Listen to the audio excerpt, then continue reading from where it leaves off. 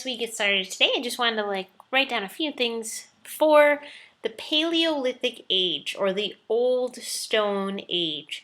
And we're going to look at this era and just kind of understand how people lived during this time. And many of you guys, if I would say Old Stone Age or the Stone Age, the things that you'd kind of come up with, like cavemen, people living off the land, like those are good pictures to really give you some of the key information about this time. And so as we look at this, we're going to look at a few different things. First of all, as we're looking, we understand, and it makes sense if it's a Stone Age, one thing that we want you to write down in your notes is that they use stone tools. And these first tools were made up of stones, sticks, natural objects, things they could put together.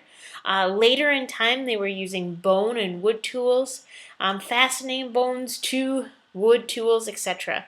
And so they were using these very basic tools. By no means are we really getting into when they are using metals, or what we're going to call metallurgy. They are just using very basic tools from the land, and they're going to use them to live. They're going to use them to hunt and to do other things. And so that's one of the most basic things that we know about the Paleolithic Age, or the Old Stone Age. The second really key thing is we want to know that this is an era known as prehistory, which doesn't mean before history, but it really means before writing or before recorded history. During the Paleolithic Age, there was not a system of writing. People might have drawn maybe on cave walls, but there wasn't actually a put together system of writing or a language that people used. And so you might just see artwork on cave walls. And that's kind of the way things were during this age. So we see that one, were using stone tools, and two, this was really before recorded or written history. And that term is prehistory. And we can tell a lot from this history because even though we didn't have writing, before we didn't have really language that was written down in texts, we can find out a lot about this age by looking from two different sources, and that evidence would come from archaeology and anthropology. So understanding and looking into different remains and artifacts, understanding how people lived, looking at remains, and then being able to piece together the story using different evidence. And we're going to say and do this a lot in our class. We want to back up any opinions that we have with evidence. A weak argument is when you make a fact or a statement and you say it's your facts and this is the way it is, but it's not really unless you back it up with some evidence. And so when we want to make an argument in the class, you want to be able to say, well, I can prove what I'm saying, or I can back up what I'm saying with evidence. And it is kind of hard to 100% of the time be able to really say this is the way it is and I can show you exactly why. If you can, that's really strong evidence. But a lot of times we piece together different parts of the story to kind of understand it and get as close as we can using the evidence we find. And one of those things during this age especially comes from archaeology and anthropology. So prehistory, before written history. The next thing is we kind of are looking at prehistoric art, and you can see all these different pictures in here. This is what we really have to work with in some ways. And what can you kind of understand by looking at these different pictures? And so as we're looking here, you might have, I don't know, this guy. And so you know that people during this time had to interact with animals that looked like this. Maybe it's something that they were hunting, but we know for certain people wanted or knew something about this animal. So we can piece together some of the story there. If you're looking at other pictures, we can kind of look around this picture and see what's happening.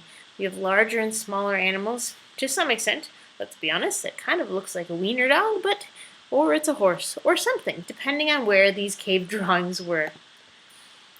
Looking at other ones, we look here, and this is a great picture for us to learn a little bit about this time period as we're looking at, well, clearly we can tell from this artwork that they hunted different animals. And so we know that one of the main ways from this artwork is that people gathered food not just from the ground, which is also another way they got food, but from hunting. So together between gathering and hunting, we see that people probably during this time period got food in that way. And you can see some other pictures in here and the different types of animals perhaps that they lived alongside of. Now this is very interesting, I'm not going to lie. This is known as a Venus figurine. And we see this a lot, especially in different areas of the world, where women have clearly exaggerated parts. But a lot of times these kind of were symbols of fertility and kind of childbearing. So really interesting, but just something to know, and that's what that is. So another thing is we're looking at this, and we just were talking about this, the hunter-gatherer lifestyle and what that all means. So first of all, as a definition, hunting, as you see on the bottom line, is pursuing living things for food or resources, where we hunt an animal, we use it for food. We hunt an animal, we use its hide. That's hunting. Pretty clear. As Wisconsin people, we know what hunting is. Now, gathering or foraging is really the act of searching for and exploiting food resources, meaning I'm going to go out and I'm going to gather berries. I'm going to go out and I'm going to gather food, whatever it might be. We know during this time that people were hunter-gatherers. This is how they did not grow food during this time. We're going to talk about that soon, and when kind of the switch went from hunter-gatherers to people that grew their own food. During this time, people just gathered, people just hunted, and they didn't have really a way where they could grow food. And so the greater part of their day was focused upon finding food, hunting for food. And for the most part, women were the ones that brought in the most food. And during this time, actually, people were quite kind of equal in their roles that they shared, because women ultimately were just as treasured as men during this time. During this time, they were more egalitarian, is a good word for this course that you'll need to know, meaning people were more equal. And so we know during this time some of the qualities of these hunter-foraging bands, these little communities, that most people kind of were living in communities of about 25 to 50 people or so. Sometimes a bit smaller, sometimes a bit bigger. They were very nomadic. Nomadic means that they kind of moved around. They weren't settled in one place.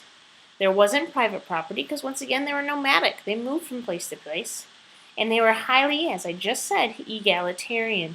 Gender roles existed while women were more foragers and men were more hunters. There was a lot of social equality initially. Both were treasured for the unique roles that they had.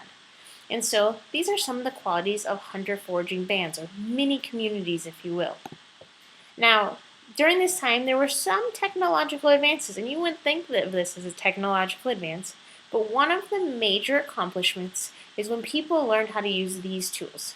Fire, and then other things where we could combine stones, bone, and wood.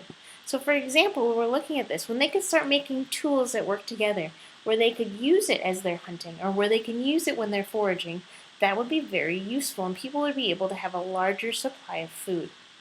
Now, as we look at fire, we think of fire in different ways, and you kind of think to yourself, well, what could fire be used for?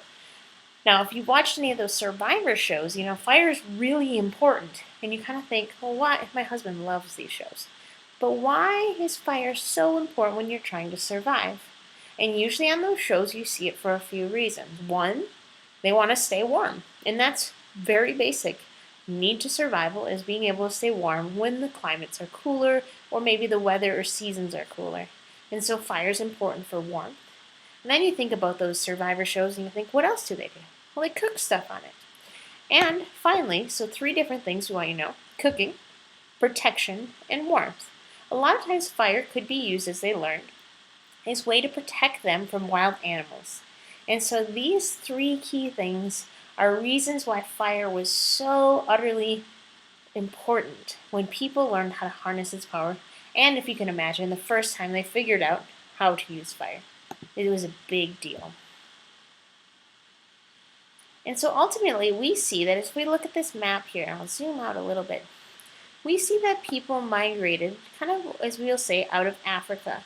The first, if you're looking at the map, where people were, is they're going to start kind of in the area of Africa, and they're going to migrate out of this area. And so if you're looking at this map, and you could pause this for a minute if you wanted to, we're going to see kind of where initially human beings emerged from, and then they migrated to. Ultimately, you can see here that we're going to see people move out of Africa and into the Eurasian areas, meaning into what we today as Americans would call the Middle East, but into Asia, into Europe, and then ultimately we're going to see as they migrate out of Africa into Asia and Europe, we're going to see ultimately They're going to come across the land bridge over the Bering Strait as we know it, and then ultimately, not too long ago, into the Americas. Now, if you're looking for the most recent migrations, it's going to be to some of these areas over here. This would be some of the last into the Pacific, into those different areas would be some of the last migrations as we're looking at the sequence of migration. So just so you kind of know, this is important that we have what we're going to call the out of Africa movement, ultimately into Australia, into the Americas, and lastly into the Pacific. But ultimately out of Africa, into Asia, into Europe, and then these other regions. And so it's really important as we kind of look at this class how that sequence worked and the importance of really, ultimately, most of this migration is going to happen as we start moving outside of the Paleolithic Age. And we're going to start seeing people moving around. They're nomadic, as we said, during this time. But then we're going to start seeing people settle. And they're going to settle for one reason, and that reason is going to be known as agriculture. And we're going to see how that transition happens tomorrow.